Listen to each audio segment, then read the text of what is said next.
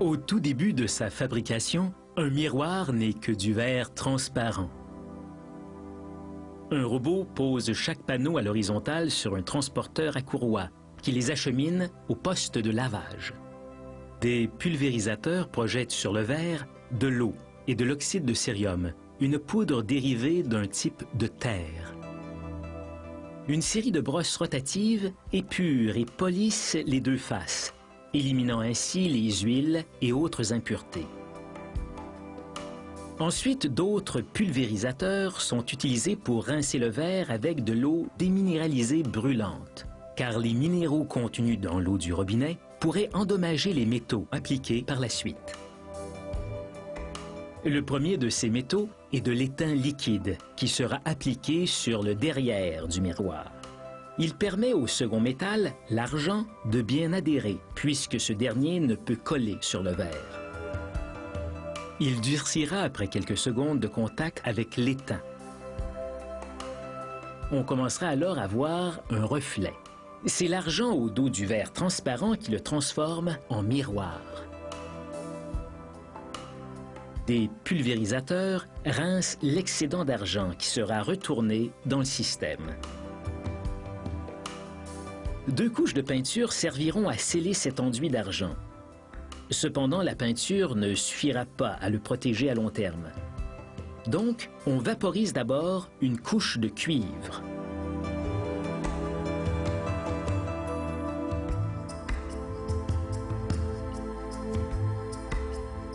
Des pulvérisateurs rincent l'excédent. Puis les panneaux sont envoyés au séchoir.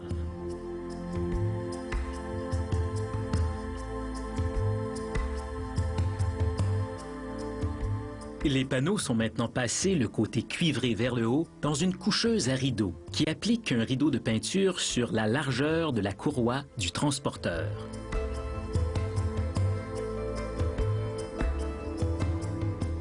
La peinture fraîchement appliquée chauffe le miroir dans un four à 99 degrés Celsius.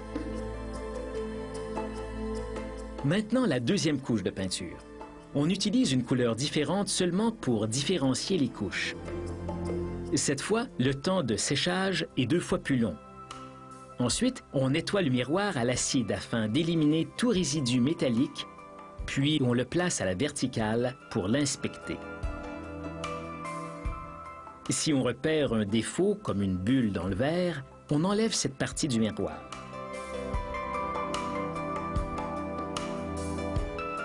On peut à présent couper les panneaux pour leur donner la forme et la taille désirées par les clients. On utilise à cette fin une machine à couper dont la précision est assurée par un logiciel. Le miroir est découpé à l'aide d'une scie circulaire au carbure, un métal particulièrement résistant. Pour des miroirs ronds, on découpe d'abord les panneaux en carrés. Ensuite, on taille un cercle dans chaque carré. À l'aide d'outils spécialisés, on sépare les carrés, puis les cercles.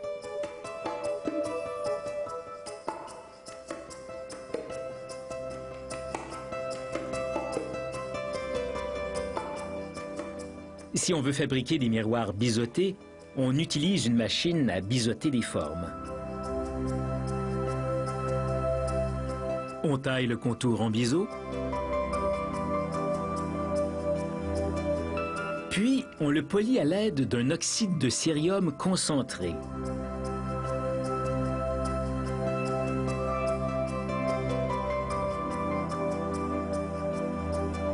Certaines usines envoient les panneaux entiers à des ateliers qui s'occupent du découpage, une tâche délicate à ne pas confier aux gens superstitieux.